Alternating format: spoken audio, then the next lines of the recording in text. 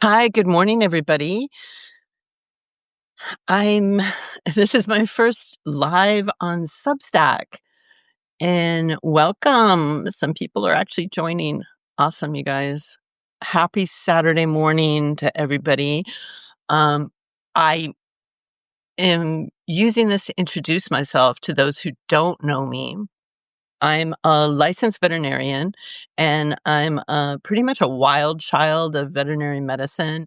I haven't really followed the rules too much during my career, but and I speak out to advocate for the animals, in favor of the animals, regardless of what that may do to my own employment situation or whether it's going against the grain of what others are talking about.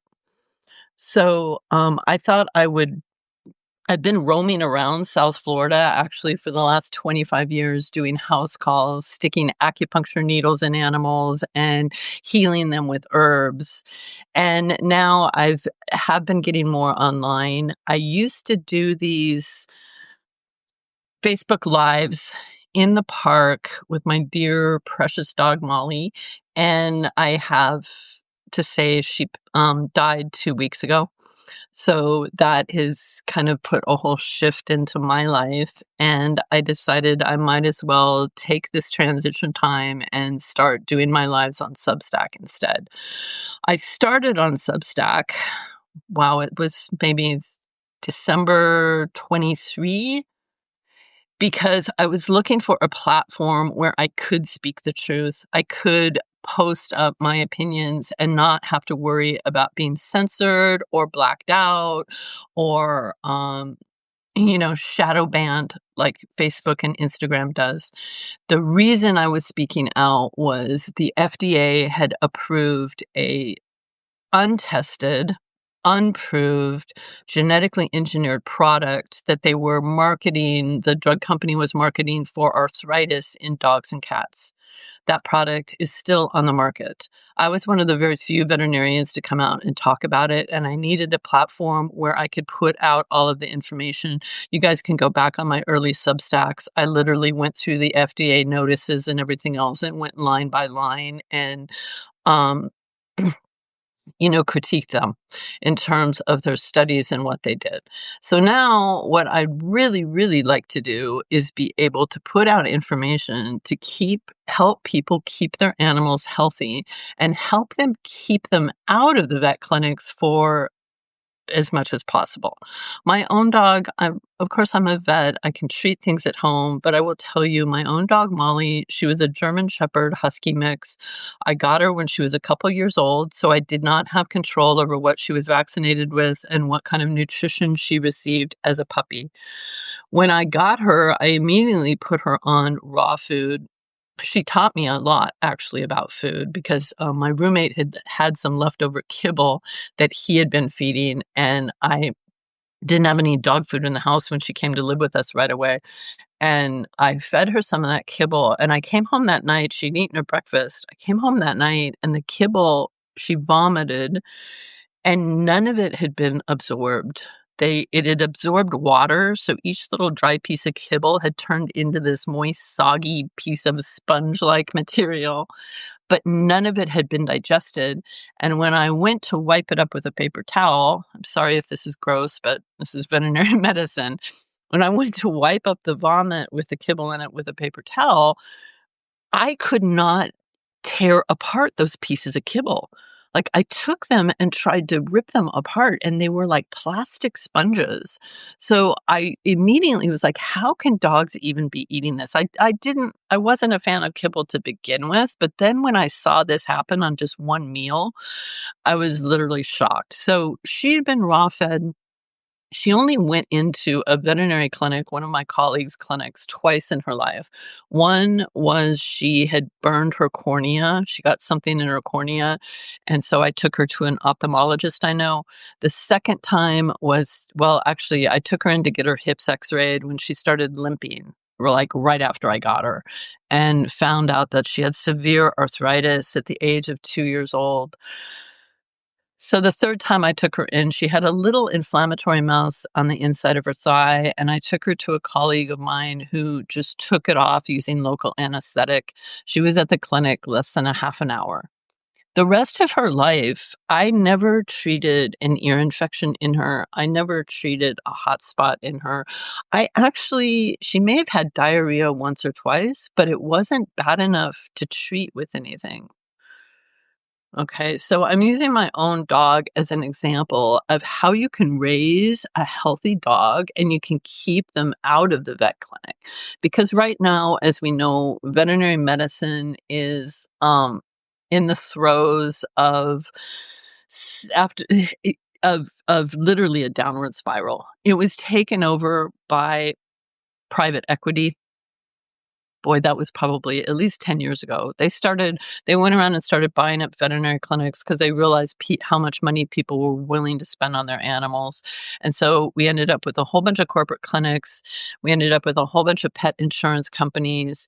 And as the corporate clinics came in, they literally quadrupled the price on veterinary care because they figured, well, people have health insurance, pet insurance, so they'll pay in the premiums there. We can quadruple our prices and we'll all just make a whole bunch of money, not thinking about what the impacts of that business plan was going to have on, number one, the animals. They are the ones who've suffered the most from it. Number two, the veterinarians coming out of school, they're not being taught in school what I was taught in school in many cases.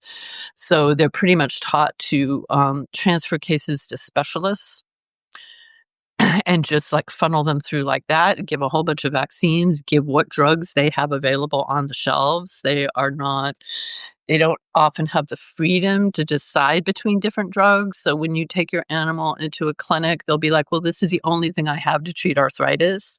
When I have a list of at least 20 different things you can use to treat arthritis.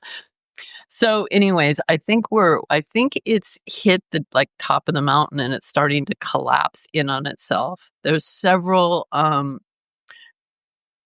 wow, Nora, yeah, so 25-year raw feeder here, only 2 vet visits in 20 years. Exactly, it's possible, and if you guys need help with this, I'm not here to advertise myself, but if you guys need help with this, I am available for private consultations, and I can get you headed on the right direction. I also have an online community you can join where we really dive into Chinese medicine, and I'm gonna be coming out with more of this here in the future, is using traditional Chinese veterinary medicine, which is thousands of years old, as a preventative wellness program so that you feed and treat by the seasons of the year, so that way you can cover all of your bases, supporting the organs of the body during the season of the year when they're weakest, using food. Number one, I'm a big proponent of food as medicine. Number two, using plant medicine, very easy to obtain, inexpensive plant medicine that has very few side effects if you use the right herbs. There are poisonous herbs, there's very strong herbs, but I can guide you in using those as well. So anyways, there are some private equity companies that are now, quote unquote, closing the doors and going bankrupt and laying everybody off because they're not making enough money off of our pets. So we're seeing a big turnaround there. There are more younger vets going into house call practice, which I did like 25 years ago. If I never even told people my business plan 25 years ago. If I would have, I know everybody would have said, you can't do that. There's no way you can do that. But I did. So, let me just see if I'm yeah, so on the umbrella thing, it actually surprised me because I was one of the very few vets to speak out about it. Let me get my cup of tea here. I'm already getting ready for Halloween because it's my favorite holiday of the year. So, we've got the Wicked Witch of the West. So I was really, really surprised because I was one of the first and only vets to speak out about the Librela and Silencia issue. And even now, there are people afraid to say anything about it. I don't understand They think they're gonna that the drug company's gonna come after them, but the data is all coming out. There are published studies coming out, and I'm actually really disappointed at the people who won't come out and speak out about it. Um, So part of this is I'm going to tell you some stories of how I got started, which is a little bit unusual. Again, I'm kind of a wild child of veterinary medicine. I was probably one of the few people who went to vet school because I wanted to practice holistic modalities. And in order to really practice holistic modalities, I needed not just a veterinary license, but the knowledge that I gained through studying physiology and anatomy and pathophysiology and histology and doing surgery and seeing regular cases and workups and understanding pharmacology. All of these things go into understanding how the body works, so that if an animal comes to me with several chronic diseases on several kind of pharmaceuticals, I know what I can add into the mix and how I can gradually shift them to get them off of them or to get their body into a better balance.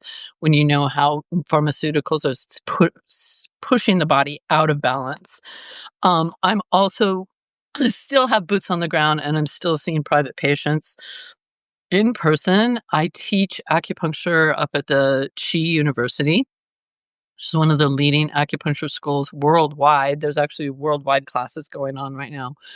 And again, I'm still seeing live patients and I'm still doing phone consults. So that keeps me with one foot in the real world. Another thing I'm seeing a lot is that people stop practicing. They're not seeing what the trends are in terms of animals coming in on different drugs, how those drugs are affecting them, how things are being diagnosed and misdiagnosed out there. So I want to keep you guys abreast of all that as well. This week alone, actually over the last month, since I went on a really awesome trip to Ireland, but this last month, it quiets down in South Florida. A lot of people leave because of the heat. So August is probably one of our slowest business months. And yet this past month, I have seen more animals going in. They might even have subclinical problems or really be asymptomatic. And yet they go in for annual blood work or they go in to get an x-ray or just to get their annual checkup. And all of a sudden, they want to go in and take out spleens. They want to go in and do surgeries and do all these procedures. I even had a dog. The dog is walking fine. The dog is like minimal lameness. If you didn't know what you were looking for when you watched the dog, you would say the dog didn't even have any lameness. And yet they want to do one surgeon wanted to do a cruciate repair on both legs at the same time because he said, "Well, it's inevitable that the cruciate is going to rupture, so let's just go in and do surgery on both legs." And I was like, "Whoa, the dog is walking fine. The dog is doing okay." And I'm putting this out there to all pet owners. If your dog is not in pain, is not hobbling around, is doing okay, don't go in and cut on something, because once you do surgery on a joint, and some orthopedic surgeons will tell you this, some will absolutely never tell you this. Once you open up that joint, you have disrupted the integrity of that joint. So you will have arthritis in that joint, regardless of how well the surgical repair did or did not go. Okay, so just if they're getting along without the surgery, don't do the surgery. Um, that's one. Oh, I froze. Am I still frozen? I'm sorry. I hope I'm not frozen anymore. I don't know if somebody can say, uh, can somebody or tell or not? I can't tell from my end if I'm frozen or not. So, hey, Stathia, it's so good to see you on here. Yeah, we have a really great, meditation group on Tuesday nights. So if you're really wanting to go deeper just into healing, just into your own spiritual awareness, into the bond with your animal, I would love to see you there. You can message me here or you can private message me on Facebook Messenger and I can get you the information about that. So there's 17. I still don't know if I'm oh, I'm good. Okay. Thank you. Sorry. I'm like sitting here right actually next to my router. I'm in my office, which is kind of messy back there because I don't really spend too much time in my office. I'm usually either out on the road seeing animals or walking the dogs or doing something like that. But I figured, well, I've got an office. Let me use it for something. So I'll use it for Substack Lives. So I would check out the articles that I have on Substack. Most everything is free. I had started a paywall. I'm not doing that right now. If I start doing teaching more classes and putting up more in-depth educational articles, I may start up the paywall. Um, but it's for free. I'm not going to spam your inbox with a whole bunch of garbage if you give me your email. What you do is you get my email newsletter. I attempt to put one out every week, but I have not achieved that goal yet. So I am going to be doing these every week. And then if you want to message me, you can ask me for different topics or different problems that you're having with your animals. And I would be glad to discuss them. Yeah, so Kimberly managed a grade 2 elbow dysplasia without pharmaceuticals and surgery for his entire life. I did the same thing with my dog with bilateral hip dysplasia.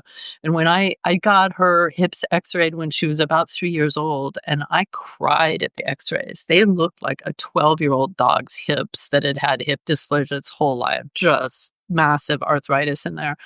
Um, and I was able to manage her. And she actually, she was going on walks with me up until 2 days before she passed, and what had happened is I took both dogs in to get a bath, and it was just a fact she had, like, she had pads on her feet so she didn't slip and slide around.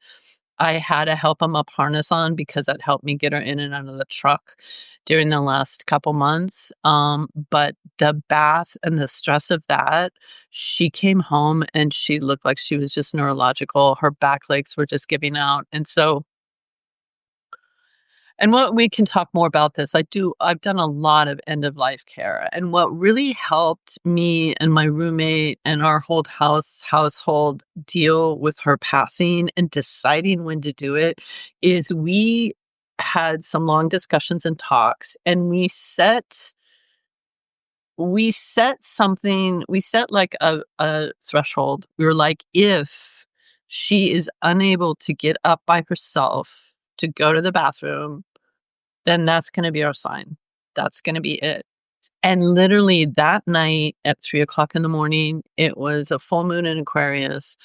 Um, she never wanted to wake me up, and she never wanted to cause trouble or anything. So she didn't bark or alert me, but I heard this like low level whimpering, and I looked over and she had fallen on I had my whole bedroom floor covered in yoga mats, which I highly recommend for older dogs. There was one little section by like 2 by 3 feet that she had fallen down in, and she could not get her feet up under her and have the strength to stand up. And I went over to her and found her there, and she looked at me with a look of absolute abject panic in her eyes. And that was her telling me, I'm done. And I just told her, I said, I promise you, you will never have to go through this ever again of not being able to get up on your own. So they will, if you kind of set guidelines for yourself, they will give you the message that they're ready, and it's time. So he was raw fed scent work confirmation. Great. Yeah, I mean, the exercise is really important for them too. And the food. I can't even tell you.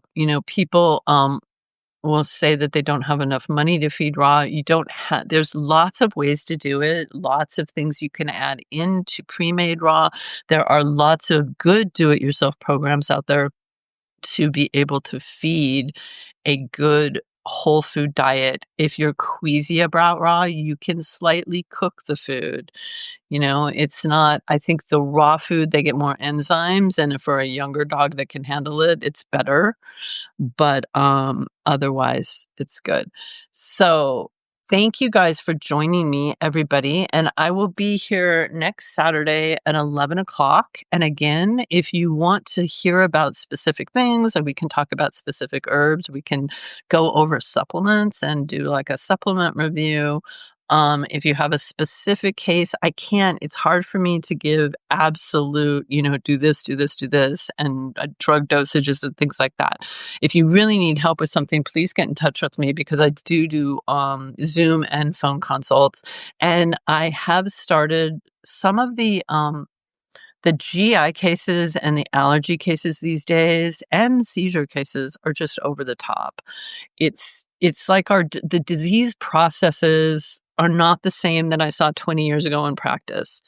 And I think it's possibly all the toxins in our food supply, most definitely, toxins in the environment, the poor breeding, and the epigenetic effect of feeding generation after generation of dogs really bad food, has really created some massive problems. So some of my cases, if they have bad GI problems and dysbiosis, it has taken me 1 to 2 years to get them straightened out and to get them on a level track. So what I have done for those types of cases, for people who really need hand holding and are going through, some big issues, instead of running into the vet if you have to go into the vet down here for a case of diarrhea, it's going to cost you $1,000. So what I have set up is a coaching program, so you can get text coaching from me. Not on Saturdays and Sundays, but Monday through Friday. We can usually get everything stabilized to go 2 days out of the week without contacting me. But the allergy cases and the gut cases are just really, really severe, and it's hard for people to work through them. So I do treat cats as well, Christina. I love cats. It's a big secret that I'm a big cat person. I have my my heart cat is 20 years old. She's a black cat. And I told her that she has to stick around and stay with me for at least a few months. I would love her for a year or two if I can. She's totally raw fed. She gets goat milk with every meal. And, she's still putting on weight at 20. A lot of cats that age are dehydrated. They start losing weight. They get all shriveled up. I just shipped a whole bunch of tartar off of her teeth, and she's missing a lot of teeth, but she went out on the porch and caught a lizard for me like a week ago. So I'm blessed to still have her in my life right now. And then I have case 60% of Golden's getting cancer right now. And it's a lot of that is a breeding, and then all this environmental stuff. Our food supply is so bad, you guys. The seed oil problem, I went off seed oils and my whole health changed. Like, all of this stuff went away, little nagging symptoms and stuff. And dry pet food is filled with seed oils. It is filled with seed oils. So, anyways, yeah, she's my sweetheart. I'll put some pictures of her up there, but I love treating cats.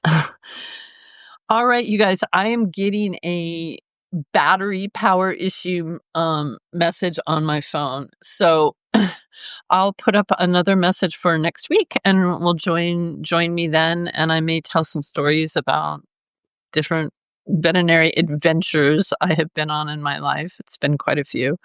So have a wonderful rest of your weekend, and catch me on Substack. Thank you all. Thank you.